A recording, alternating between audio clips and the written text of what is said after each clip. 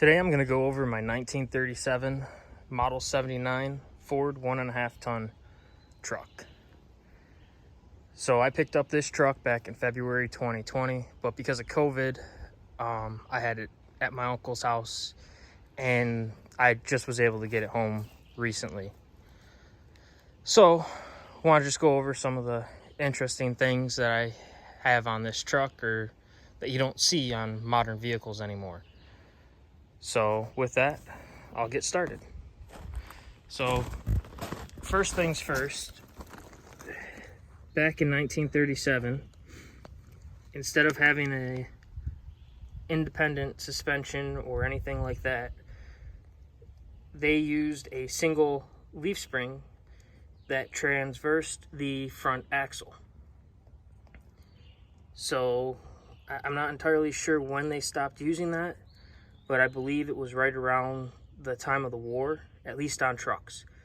Because I have a 1947 truck and it has 2 sets of leaf springs, one for each side.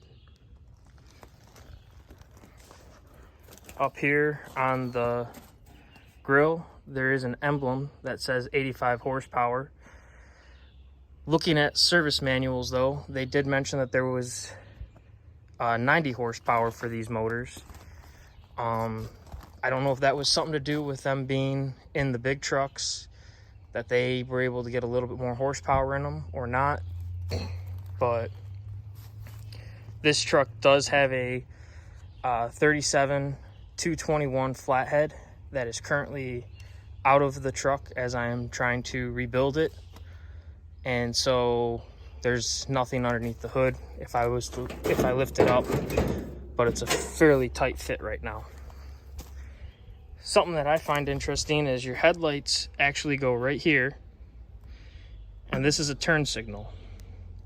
I haven't seen any other truck that has a turn signal on the fender like this one. I'm guessing they put it on aftermarket. So the truck has big 40-inch tires. They're 8.25 by 20s on original split rims. We'll go over split rims in another video. And then the truck has the gas tank inside of the truck underneath the front seat. That's something that I will have to fix as it has a giant hole in it. But a little shot of the interior here.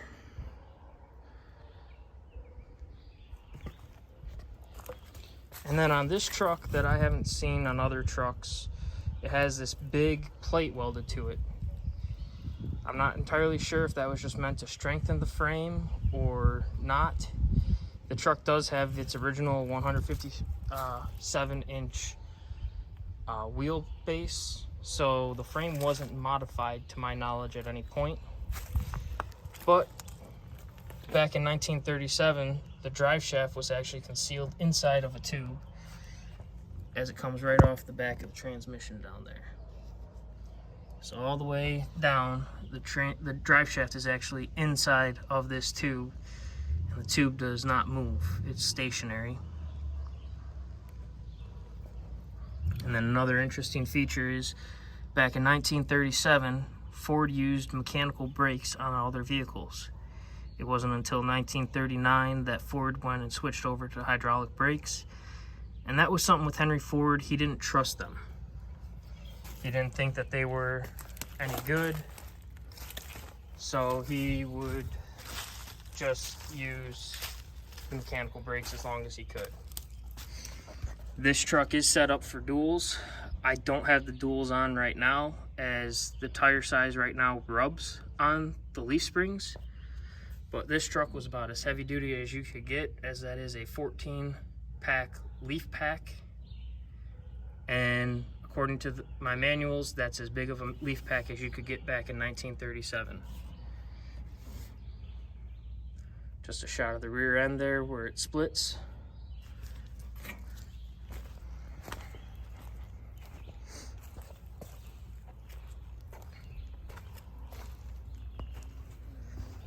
So back in 1937, you only had to have the one mirror, of which most of the glasses, or all the glass, is now falling out.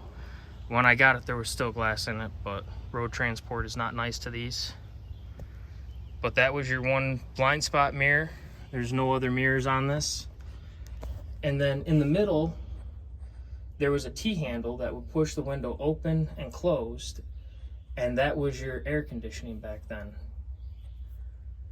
So I have to take a look and see if I can find another T-handle.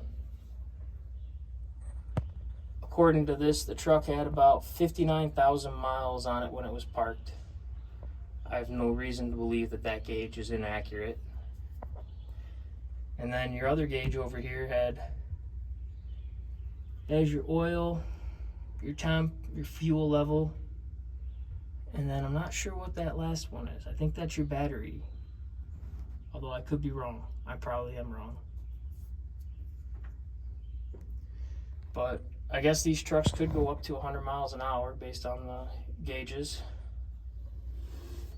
And then I believe this is your turn signal right here. I'm not sure. I'll have to play around with that. And I don't know what the point of this is in the center. If somebody knows, let me know. Other than that, this is my 1937 Ford Model 79.